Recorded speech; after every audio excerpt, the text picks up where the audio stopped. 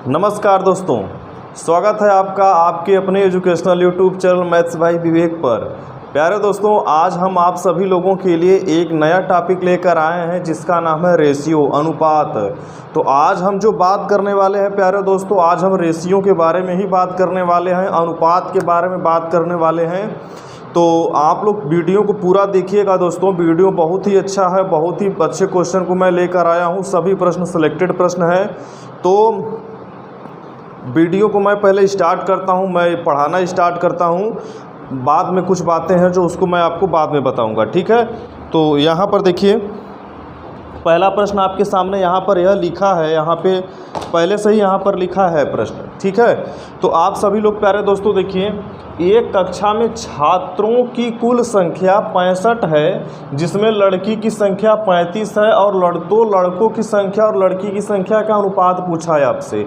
मतलब एक क्लास है, एक कक्षा है, उसमें टोटल 65 लड़के हैं, लड़की लड़का मिलाकर टोटल उसमें कितने हैं 65, और 65 में लड़कियों की टोटल संख्या कितना दिया है 35 है। तो पूछा है आपसे बाद में क्या कि लड़कों की संख्या और लड़की की संख्या का अनुपात क्या है।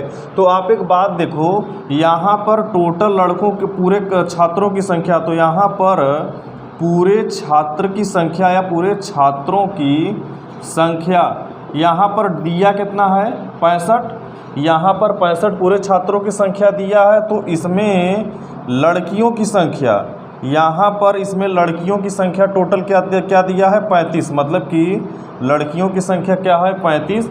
तो लड़कों की संख्या क्या हो जाएगा, तो यहाँ पर लड़कों की संख्या क्या हो जाएगा 30, मतलब कि 35 लड़की है और 30 क्या है लड़के हैं। तो लड़की और लड़का के संख्या का अनुपात पूछा है। तो यहाँ पर प्रश्न देखिए, लड़कों की संख्या और लड़की की संख्या के अनुपात पूछा है। तो लड़का क्या है 30 और लड़की क्या है 35, तो इसका 30 और 35 का अनुपात होगा। तो आप इसे और भी सिंपल कर सकते हैं। तो 5 छक्का 30 और 5 साते 35 तक 6:7 हो जाएगा। बात समझ में आ गया। यहाँ पर समझिए, अनुपात हमेशा आप समझ लीजिए कि 2 या 2 से अधिक नंबर के बीच में ही हम बताते हैं। एक नंबर में कभी अनुपात आप नहीं बता सकते हैं। अनुपात रेशियो हमेशा 2 या 2 से अधिक संख्याओं का ही होता है, वैसे ही हम पता कर सकते हैं। और अनुपात का यह जो चिन्ह होता है डबल डॉट में, यहाँ डबल डॉटेड जो बिंदु होता है, यह अनुपात का क्या होता है चिन्ह होता है, यह रेशियो का चिन्ह होता है। बात समझ में आ गया। तो आप यहाँ पर अब अगला प्रश्न को देखिए। अगला प्रश्न मैं आप सभी लोगों के लिए लेकर आया हूँ। है तो काफ़ी प्रश्न छोटे छोटे दोस्तों, मुझे उम्मीद है कि आप लोगों को ज़रूर समझ में आएगा। लेकिन समझ लीजिए कि बड़ा ही जितने छोटे छोटे प्रश्न हैं, लेकिन सभी प्रश्न परीक्षा में ओरिएंटेड है, सभी परीक्षा में पूछा है प्रश्न है, पूछा गया प्रश्न है। दूसरा प्रश्न देखिए क्या दिया है, लिखा है कि 3 घंटा 3 हावर्स और रेशियो का चिन्ह इसके बीच में लगाया है। एक दिन 3 घंटा 1 दिन का सरलतम अनुपात, सरलतम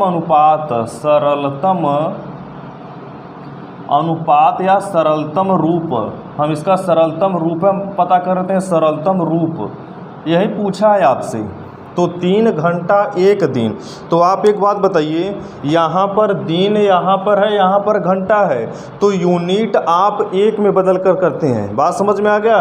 तो यहाँ पर हमारे लिए सबसे सिंपल काम यह समझ में आता है कि दिन को, जो एक दिन है उसको हम घंटा में चेंज कर दें। तो एक दिन में 24 घंटा तो आप जानते हैं। तो यहाँ पर क्या हो जाएगा 3 हावर्स, और ये इसको चेंज किया तो क्या होगा 24 हावर्स हो जाएगा, ठीक है। या हावर्स से कट जाएगा, तो 3 एकम 3, 3 अवाठा 24। तो क्या हो गया आपका एक रेशियो क्या मिल गया आपका, सरलतम रूप क्या हो जाएगा 1:8 हो जाएगा। बात समझ में आ गया आप सभी लोगों को।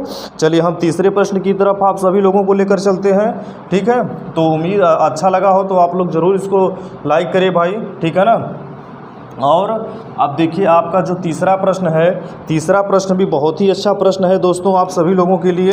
तो आप यहाँ पर देखिए, तीसरा प्रश्न क्या दिया है कि A/B, यदि A/B बराबर दिया है 3/5 और B/C, यह बराबर क्या दिया है भाई, यह बराबर दिया है 2/3।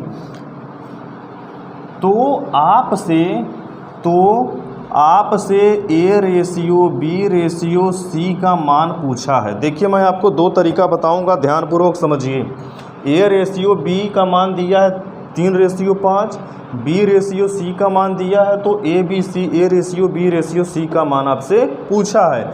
तो आप समझिएगा यहाँ पर A ratio B ratio C को निकालने के लिए आप देखिए ए बी का मान क्या दिया है, 3:5 दिया है, और बी और सी बी रेशियो सी का मान क्या दिया है, 2:3 दिया है।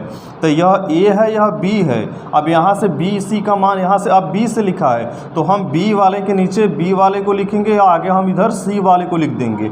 बात समझ में आ गया। अब आप इसे क्या कर दीजिए, हल कर दीजिए। इसका इसमें गुणा करते हैं और इसका आप इसमें गुणा करते हैं और इसका आप इसमें गुणा करते हैं। 5 का गुणा 3 में, 5 तियाँ 15, 2 का गुणा 5 में, 2 5 10, 3 का गुणा 2 में, 2 तियाँ 6। तो आंसर क्या मिला आपको, 6:10:15। तो यहाँ से A ratio B ratio C का मान क्या मिल गया, 6:10:15। बात समझ में आ गया। इस आधार पर आप इसे लगा सकते हैं। और इसे लगाने का और एक तरीका आप क्या देखते हैं कि यहाँ पर 3:5 है और क्या दिया है, 2:3। बात समझ में आ गया आपको। तो आप करेंगे क्या कि ये 5 का गुणा आप 3 में कर दीजिए, तो 5 तियाँ 15, यहाँ पर रेशियो लगा दीजिए, रेशियो का चिन्ह। अब यहाँ पर 2 का गुणा 5 में करिए, 2 का गुणा 5 में, तो 2 5 10। अब हो गया। फिर इसके बाद 2 का गुणा 3 में कर दीजिए, 2 तियाँ क्या हो जाएगा, 6। देख रहे हैं 6:10:15। सेम आंसर दोनों क्या है, बराबर है। तो यह किसका मान निकला आपका, यह मान निकला आपका A ratio B ratio C का। बात समझ में आ गया। तो इस आधार पर कर सकते हैं और इस आधार पर भी आप इसे कर सकते हैं, जो आपको अच्छा लगे उस आधार पर आप कर सकते हैं। बात समझ में आ गया। तो चलिए अब हम अगले प्रश्न की तरफ आप सभी लोगों को लेकर चलते हैं। तो अगला प्रश्न देखिए क्या दिया है दोस्तों आप सभी लोगों के लिए। मैं आपको बता देना चाहता हूं दोस्तों कि मैं जितने भी प्रश्न लाया हूं सभी प्रश्न बहुत ही अच्छे प्रश्न हम सब आप लोगों के लिए लाए हैं। और देखिए चौथा प्रश्न है, 3 प्रश्न हो गया आप सभी लोगों का। चौथा प्रश्न क्या दिया है दोस्त, यहाँ पर चौथा प्रश्न दिया है कि 5a - 2b यह बराबर 0 के, और यह और का चिन्ह है, यह 4 नहीं लिखा है, और का एंड का चिन्ह है। 4b - 5c बराबर 0 है। तो पूछा है आपसे क्या, तो पूछा है सी रेशियो ए का क्या पूछा है, मान पूछा है, यही आपसे पूछा है। बात समझ में आ गया। तो आप इसको कैसे लगाएंगे, तो ध्यानपूर्वक देखिए मेरे भाई। तो 5a - 2b बराबर 0 है, तो आप इसे 5a बराबर 2b लिख सकते हैं। बराबर के इधर जाएगा तो बराबर के इधर माइनस जाएगा तो क्या हो जाएगा, 5a बराबर 2b हो जाएगा। तो a बटा b बराबर क्या हो जाएगा आपका, तो a बटा b बराबर हो जाएगा आपका 2/5। होता कैसे है समझिए। आप जब a के नीचे बटे मतलब a बटा b करते हैं, जब a के नीचे क्या होता है, b आता है, तो इधर वाला 5 2 के पास चला जाता है ना, 2 के बटे में आ जाएगा। तो a बटा b बराबर 2/5। तो इसी आधार पर आप यहाँ देख लीजिए। तो 4b - 5c बराबर 0 है, तब 4b बराबर क्या होगा, 5c। तो यही काम इसके साथ करिए कि b बटा c बराबर क्या हो जाएगा, जब c b के नीचे आया तो 4 5 के नीचे चला जाएगा, तो 5 बटे क्या हो जाएगा, 4। तो a बटा b और b बटा c का मान आपके सामने है, ठीक है ना।